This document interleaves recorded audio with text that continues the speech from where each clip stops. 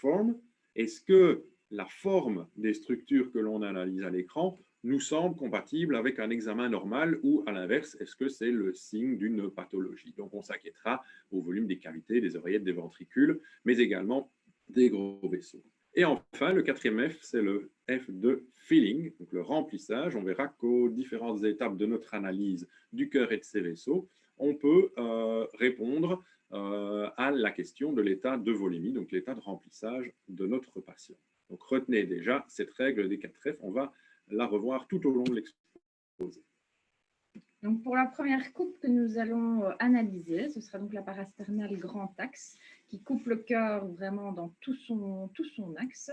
Pour ce faire, le repère sera dirigé, donc le repère sur la sonde sera dirigé vers l'épaule droite du patient et la sonde sera, elle, positionnée en position parasternale gauche à la recherche de la coupe voulue que l'on va vous montrer tout de suite. Voilà, que voilà. La particularité de cette coupe, comme on vous l'a expliqué début de journée, le repère est normalement, le repère de la sonde d'échographie est toujours normalement placé du même côté que le repère sur l'écran. Ici, c'est exactement l'inverse, donc on obtient en fait une image en miroir de ce qu'on devrait normalement obtenir, qui est cette image-ci. Ça, c'est la particularité de la parasternale grand axe.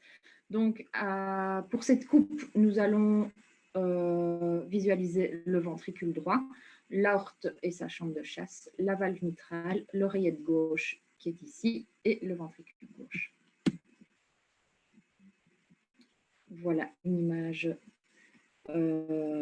échographique, donc plus anatomique. Première analyse, donc le premier F est la recherche de fluide. Le fluide dans la coupe parasternale grand axe se recherchera notamment ici à l'arrière du ventricule gauche, ici également en regard du ventricule droit, on peut voir des lames liquidiennes également. La particularité d'un épanchement péricardique et non pleural sera que cet épanchement se situe toujours à l'avant de l'aorte descendante que vous pouvez apercevoir ici. Donc l'épanchement pleural, par contre, lui, peut se visualiser ici, là où j'ai ma souris, mais se retrouvera à l'arrière de l'aorte, jamais à l'avant.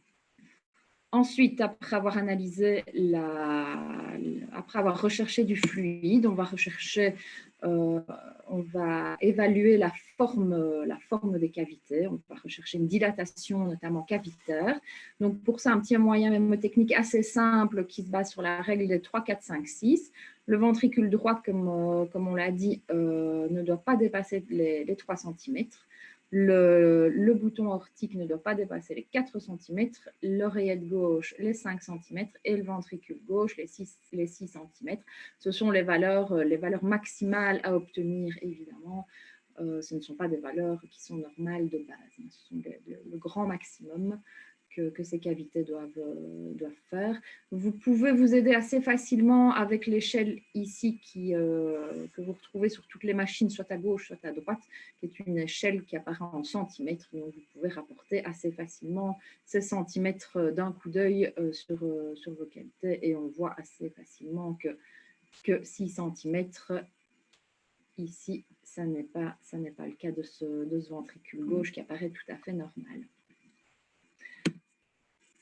Donc, autre F, ce sera la fonction du ventricule gauche.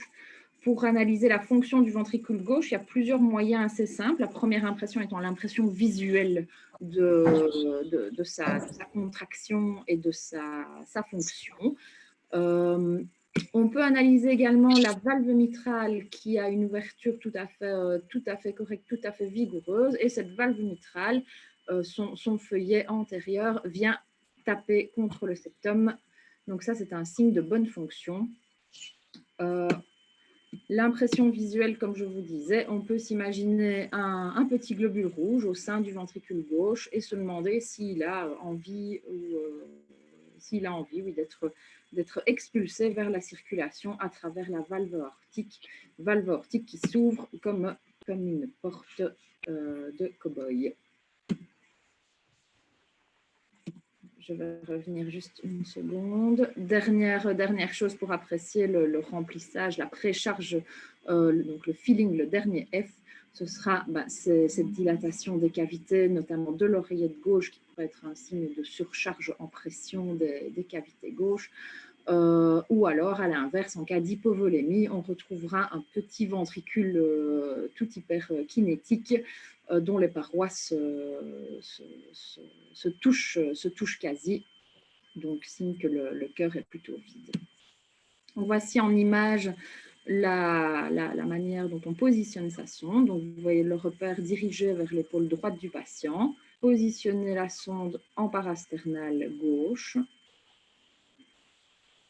placer la sonde relativement haut pour commencer et descendre le long des espaces intercostaux jusqu'à trouver le cœur. Ici, on voit déjà la première rotation de 90 degrés donc pour obtenir la coupe parasternale petit axe. Et là, on dirige son repère vers l'épaule gauche du patient.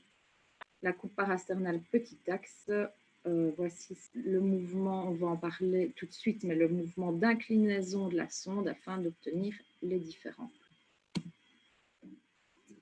Et donc, nous arrivons à cette deuxième coupe qui est la parasternale petit axe. Raph vient de vous le dire, le repère qui était dirigé vers l'épaule droite du patient est maintenant dirigé vers l'épaule gauche du patient. On a effectué une rotation horaire de 90 degrés. Qu'est-ce que ça va nous donner? Eh bien, ça va nous donner une coupe transverse au travers du tube cardiaque, donc du tube ventriculaire gauche. Et puis, une fois qu'on a trouvé la coupe, qu'on a positionné correctement sa sonde, on va faire ce mouvement d'inclinaison ou d'angulation de la sonde pour saucissonner finalement le cœur en plusieurs tranches de section. Si on regarde relativement haut, on va être au-dessus du plan ventriculaire, on sera sur le plan des gros vaisseaux. Si on descend, on va arriver dans le plan valvulaire mitral et puis le plan des piliers jusqu'à l'apex. Ça permet de balayer toute la hauteur cardiaque. Vous allez comprendre ceci. Voici le premier niveau qui est le plan des gros vaisseaux. L'image échographique, l'image anatomique. Qu'est-ce qu'on voit? Décidément, souris sensible. Je n'arrive pas à rester sur l'image. Voilà, je voulais vous montrer l'oreillette gauche, l'oreillette droite, tricuspide, ventricule droit. Éventuellement, suivant la qualité de la coupe, on voit la valve pulmonaire et l'artère pulmonaire. Et ce qu'on voit surtout ici au centre, c'est la valve aortique avec ses 3 cuspides. Donc ça, c'est l'étage le plus haut qu'on puisse observer. Le voici, avec au centre la valve aortique en coupe transverse qui donne cette image caractéristique de symbole de Mercedes inversé. Voilà. Si on angule un petit peu plus la sonde, on va arriver sur cet étage-ci, ce qu'on appelle la base du ventricule gauche, qui correspond en fait au plan valvulaire mitral avec le feuillet antérieur et le feuillet postérieur. Encore un petit peu plus bas, vous aurez une tranche de section à travers les 2 piliers. Et enfin, pour finir, une image de l'apex. Vous voyez ici cette valve mitrale dont les 2 feuillets viennent s'embrasser comme 2 lèvres pulpeuses. Alors, on va évidemment revenir sur nos 4 F, vous vous en doutez. Et donc, sur cette coupe parasternale petit axe, on se posera évidemment la question du fluide. Est-ce qu'il y a un épanchement péricardique? On est particulièrement bien pour voir ces épanchements péricardiques et éventuellement donner ces conférences. Le F, on va s'intéresser à la forme et la dimension des cavités. En l'occurrence, on en voit 2 ici. On voit évidemment très bien la cavité ventriculaire gauche et on devine la cavité ventriculaire droite ici en croissant. On peut ventricule gauche et la ventricule droit et la carte de droite et une pression dans les cavités droites, on peut voir survenir une déformation déformation du ventricule gauche. Je m'explique. Ici, vous voyez que le ventricule gauche est bien, il a une forme de peau. Si la pression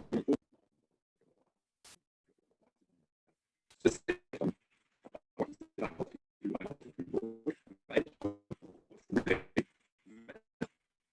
qualité de ventricule gauche. Et vous avez cette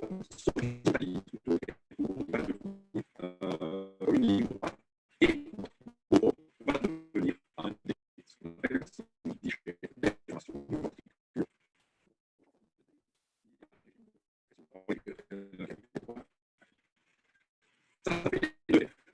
comme le fluide et la forme.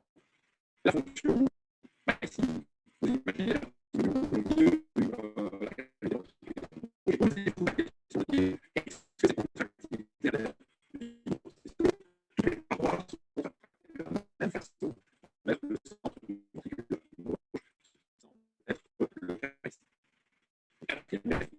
maintenant, c'est ici, essentiellement, la qualité ventriculaire gauche qui pourrait, en cas d'état d'hypovolémie, nous montrer un cœur hypercontractile dont les parois opposées viennent sans passer ce qu'on appelle le physique. Les choses qu'on peut évaluer en plus, c'est la cinétique contractile. Et on peut évaluer tout ce qui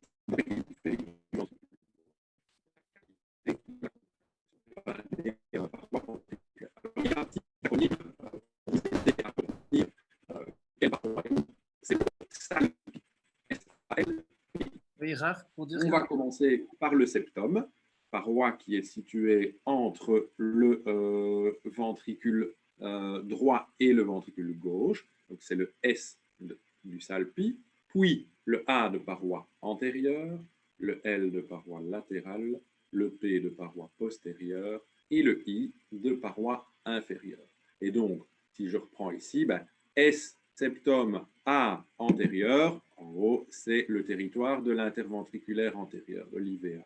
L, la paroi latérale, c'est le territoire circonflexe. P postérieur, c'est le territoire circonflexe ou coronaire droite, suivant la dominante. Et enfin, le I, c'est la paroi inférieure. Et vous pouvez avoir cette analyse de la cinétique sur toute la hauteur du tube ventriculaire, depuis la base, là où on voyait la valve mitrale, la région moyenne, et celle-ci où on voit les piliers, et enfin l'apex, là où le ventricule gauche se réduit de façon concentrique. Alors, nous poursuivons cette étude du cœur par la coupe apicale, ou la coupe aussi dite 4 cavités. Donc là, nous allons changer notre sonde de place et vraiment la basculer, mais la translater jusque dans le sillon sous-pectoral, ici en dessous du mamelon, plus ou moins, avec le repère qui continue son tour des horloges, son tour des aiguilles d'une montre, son tour de l'horloge, en positionnant vers la région sous-axillaire gauche. Donc, la coupe apicale ou 4 cavités, comme son nom l'indique, elle va se trouver vraiment au niveau, la sonde se trouvera vraiment au niveau du choc de pointe et nous pourrons visualiser les 4 cavités qui sont le ventricule droit, le ventricule gauche, valve mitrale, l'oreille gauche, l'oreille droite et la valve tricuspide. Ici, en image graphique, vous voyez la coupe 4 cavités. Cette image anatomique est une image d'une coupe 5D parce que la chambre de chasse a été dégagée. C'est la coupe 5 cavités.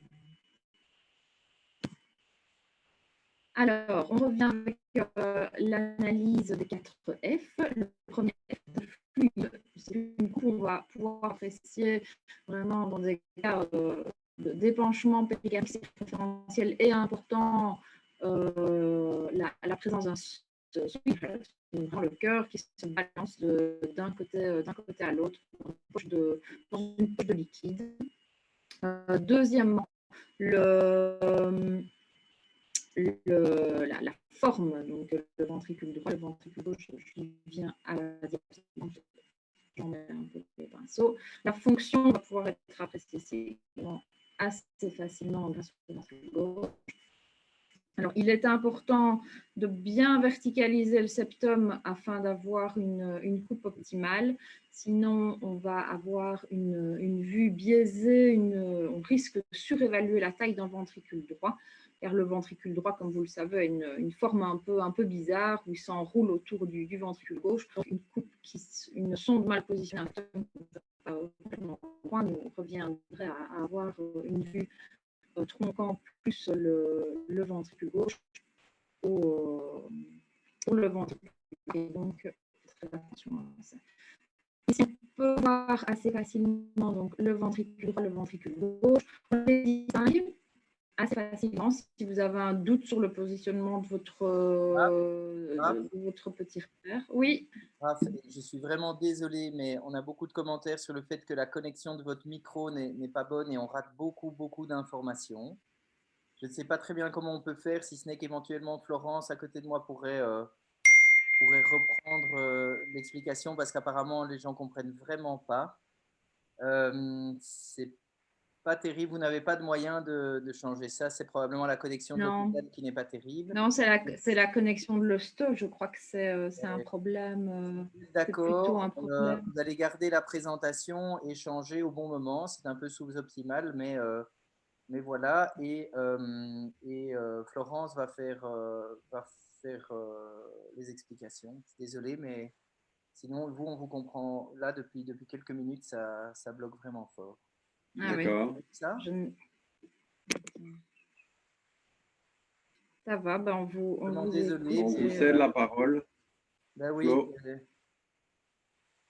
Désolé, on mettra en lien la présentation que vous aviez enregistrée avant pour que sur le site ce soit vous, mais là on va passer la parole à un micro un peu plus performant. Il faudra se plaindre auprès de l'ULG. On fera ça. Donc, je vais vous demander si vous voulez bien de changer les slides pour moi. Super. Et donc, on était à la coupe apicale, cette fameuse coupe apicale, et on est au F de forme sur la coupe apicale. Et vous voyez bien ici en rose le ventricule droit et en vert le ventricule gauche. Coupe apicale qui est optimale puisqu'elle est bien verticale sur votre écran. Et ici en mouvement, vous pouvez apprécier le rapport entre le ventricule droit et le ventricule gauche. Un rapport normal est donc un rapport de 0,6:1. Le rapport devient vraiment pathologique quand visuellement vous avez un ventricule droit qui est aussi grand que le ventricule gauche. Il faut à ce moment-là penser à un phénomène obstructif, qu'il soit aigu ou chronique, reste bien sûr à juger en fonction de la clinique de votre patient. Ensuite, pour le F de feeling, eh bien, vous pouvez éventuellement apprécier un ventricule gauche hyper dynamique sur cette coupe apicale. Ensuite, après la coupe apicale, eh bien, on peut passer à la coupe sous-xiphoïdienne. Vous aurez à ce moment-là le marqueur, quand vous faites, on reste dans la coupe apicale pour revoir cette coupe apicale. Vous avez bien le marqueur de votre sonde vers le creux axillaire du patient et vous allez faire un petit mouvement de balayage pour bien retrouver votre cœur par l'apex vertical sur votre image. On passe ensuite à la coupe sous-costale. Cette coupe sous-costale va nous permettre de voir deux choses. Tout d'abord le cœur et ensuite la veine cave inférieure. On va, pour voir le cœur en sous-costale, mettre le marqueur de la sonde vers la gauche et de manière complètement horizontale vers la gauche de votre patient. Et on pourra se redresser en anti-horaire de 90 degrés pour libérer la veine cave inférieure. À nouveau, je vous encourage, comme à chaque fois, à faire les 4 F sur toutes vos coupes. Et donc, vous voyez ici très bien une coupe sous-costale. On regarde le cœur par en dessous et donc les choses qui seront au-dessus de votre écran seront bien sûr ce qui est le plus déclive chez votre patient. Et donc, la première chose qu'on va rencontrer, c'est le ventricule droit. Et on verra ensuite le ventricule gauche. C'est donc une image par le dessous qui va aussi nous permettre d'avoir une bonne fenêtre, puisque si vous regardez à travers le foie, vous n'allez pas être gêné par les gaz digestifs et vous arriverez bien à voir votre péricarde à l'endroit où il est en fait le plus sensible pour la reconnaissance de liquide libre. Et donc, vous verrez effectivement la paroi qu'on vous montre maintenant avec la flèche qui, pour votre premier F de fluide, sera la zone concernée. Et donc, comment est-ce qu'on fait en pratique? Eh bien, on vous le montre ici en vidéo. Votre marqueur sera maintenant complètement à l'horizontale vers la gauche du patient. Je vous conseille de prendre votre sonde par le dessus. Vous voyez comme on va d'abord regarder le foie et puis on fait ce petit mouvement de demi-cercle pour aller voir la fameuse coupe sous-costale et on se redresse en anti-horaire de 90 degrés pour aller regarder la veine cave inférieure et voir l'entrée de cette veine cave inférieure dans l'oreillette. Diapo suivante.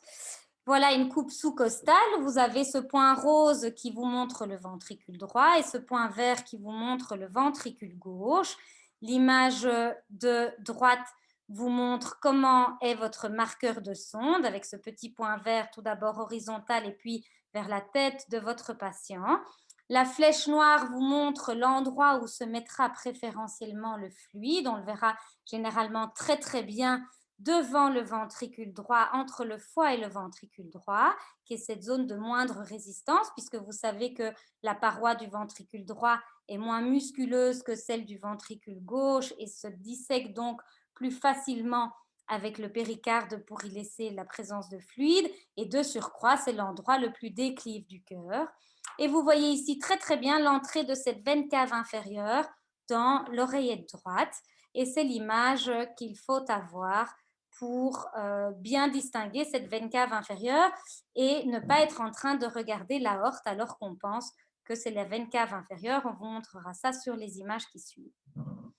Et donc, voilà ce que ça donne en dynamique.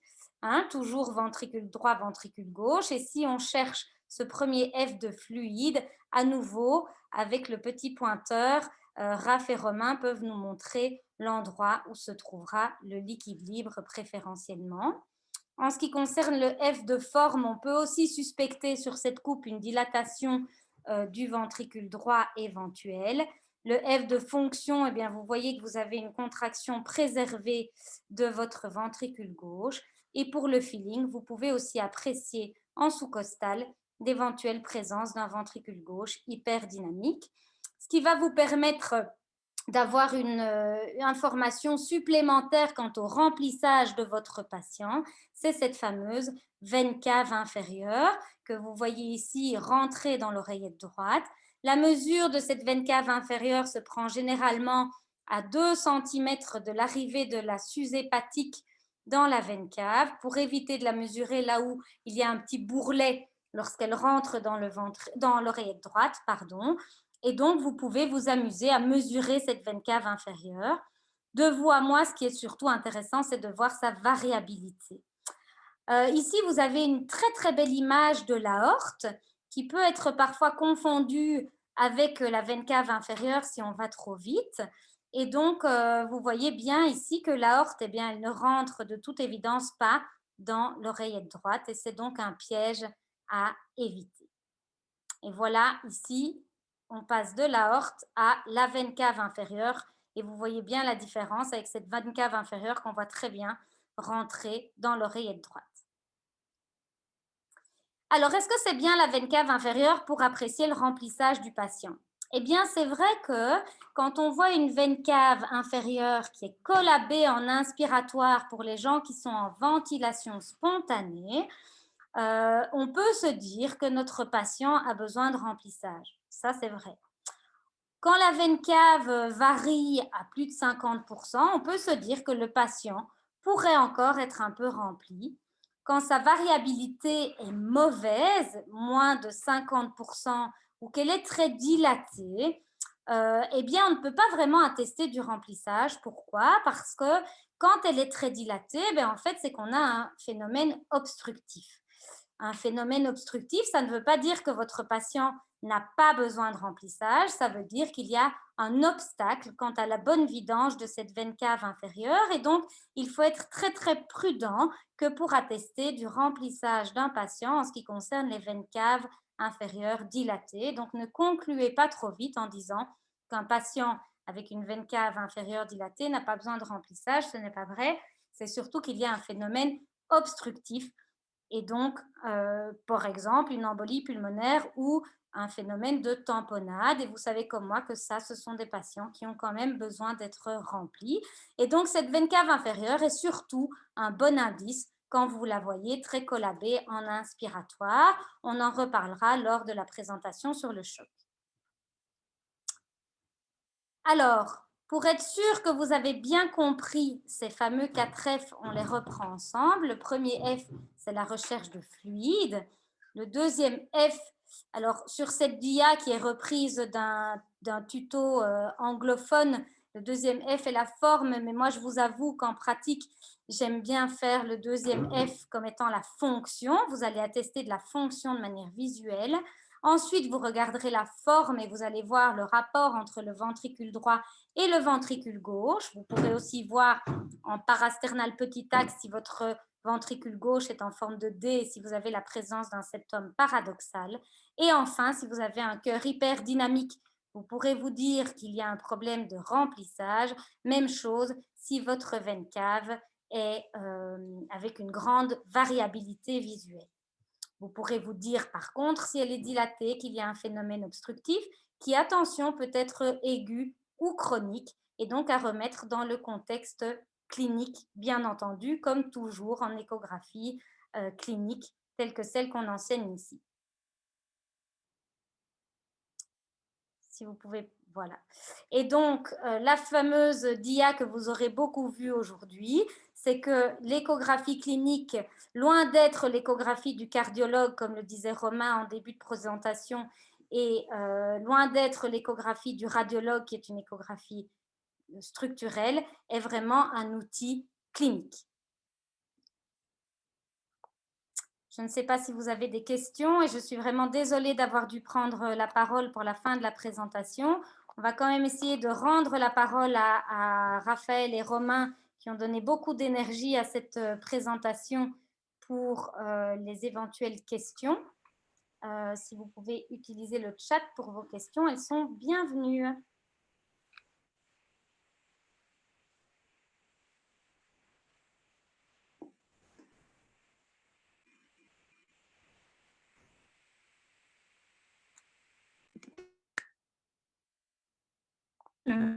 Maïra, vous voyez ici, ça avait bugué au moment des 4 F de la parasternale petit axe. Peut-être qu'on peut juste reprendre cette partie-là. Peut-être que votre micro fonctionne, sinon on reprend. Oui, oui, si tu me dis qu'on nous entend. Bah, là, ça a l'air de fonctionner. En tout cas, donc, si vous savez revenir en arrière sur la... On va revenir sur cette dia. C'est laquelle C'était sur les 4 F. Hein, c'était oui, ça va prendre les 4 F, là où on les voit, et comment on les évalue. Ça, là, voilà.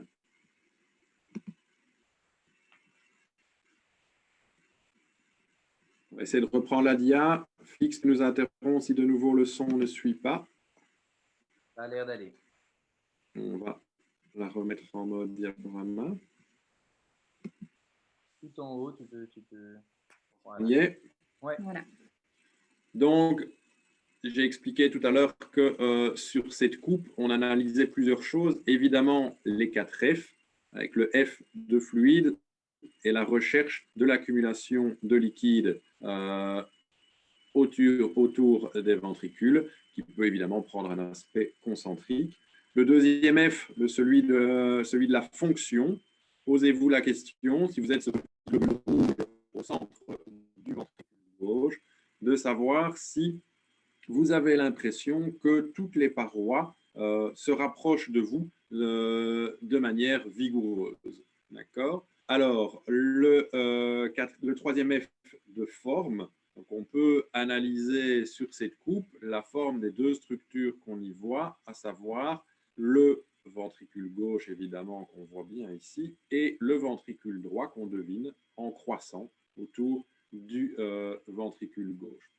Le ventricule gauche doit avoir cette forme de O. Vous voyez qu'il est bien concentrique. En cas d'élévation du régime de pression dans les cavités droites, comme on peut le voir dans différentes pathologies, mais notamment dans l'embolie pulmonaire, l'élévation des pressions du ventricule droit va refouler le septum vers la cavité ventriculaire gauche. Et ce septum, qui décrit une courbe, va s'horizontaliser. D'accord ?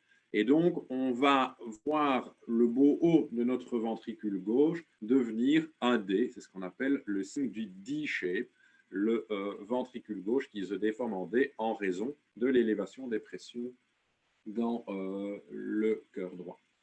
Le quatrième F, c'est celui du filling, du remplissage. Encore une fois, dans cette coupe, on pourra, notamment en cas d'hypovolémie, voir un cœur gauche hypercontractile, avec un Kissinger, les parois opposées qui viennent vraiment se toucher, s'embrasser là, en fin de systole. Alors, il y a quelque chose en plus qu'on peut analyser sur cette coupe, c'est la cinétique. D'accord ? Est-ce que chaque segment de la paroi ventriculaire gauche se contracte de manière aux autres segments? Il y a un truc technique pour vous aider à retenir quelle paroi est S-A-L-I.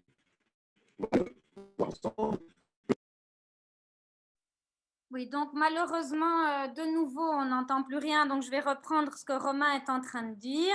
Il est en train de parler de la cinétique segmentaire.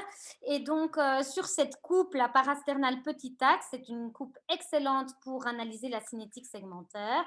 Et vous avez comme moyen mémotechnique le SALPI, la paroi septale qui est en haut à gauche. Est-ce que Romain et Raph, je peux vous demander de montrer la paroi septale? Voilà, donc S de Salpi. Ensuite, la paroi antérieure en tournant dans les aiguilles, comme les aiguilles d'une montre, pardon. Et puis la paroi latérale et enfin la postéro-inférieure. Et donc, avec votre Salpi, si un de ces morceaux de paroi ne se rapproche pas du centre lorsque vous regardez votre coupe parasternale petit axe, vous pouvez attester d'un déficit segmentaire. Voilà.